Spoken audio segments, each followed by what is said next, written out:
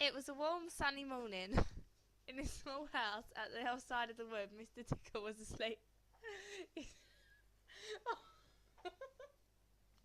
Oh,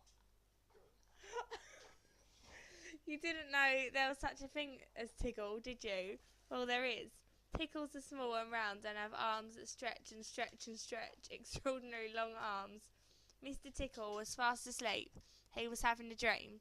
It must have been a very funny dream because it made him laugh out loud, and that woke him up. He sat in bed, stretched his extraordinary long arms, and yawned an enormous yawn. Mr. Tickle felt hungry, so do you know what he did?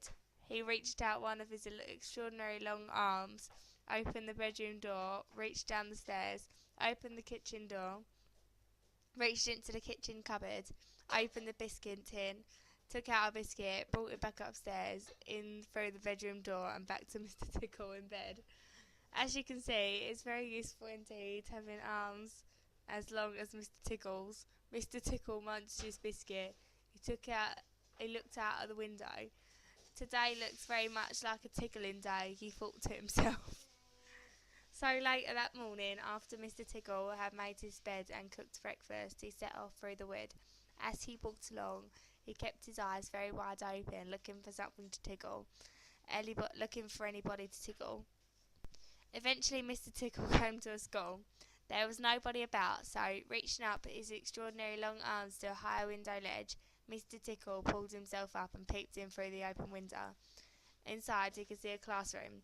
There were children sitting at their desks and a teacher writing on the blackboard. Mr. Tickle waited a minute and then reached in through the window. Mr. Tickle's extraordinary long arm went right up to the teacher, paused, and then tickled. The teacher jumped in the air and turned round very quickly to see who was there, but there was nobody there. Mr. Tickle grinned a mischievous grin.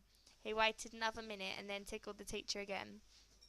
This time he kept on tickling, until soon the teacher was laughing out loud and saying, stop it," over and over again. All the children were laughing so at such a funny sight. There was a terrible pandemonium. Eventually Mr. Tickle thought that he had enough fun, so he gave the teacher one more tickle for luck, and then very quietly brought his arm back through the open window. Chuckling to himself, he jumped down from the window, leaving the poor teacher to explain what it was all about, which of course he couldn't. Then Mr. Tickle went into town. And what a day Mr. Tickle had! He tickled the policeman on a traffic duty at the crossroads in the middle of town.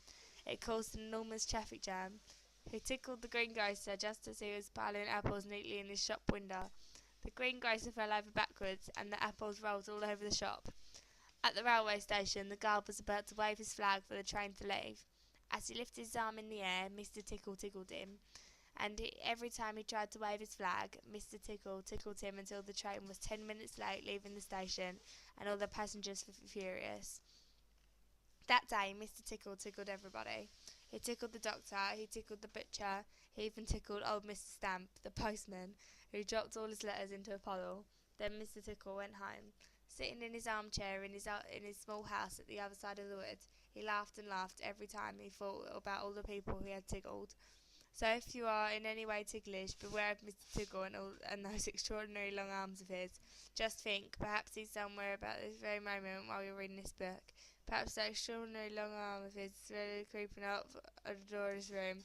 Perhaps it's opening the door now and coming into the room. Perhaps before you know what has happened, you'll be well and truly tickled.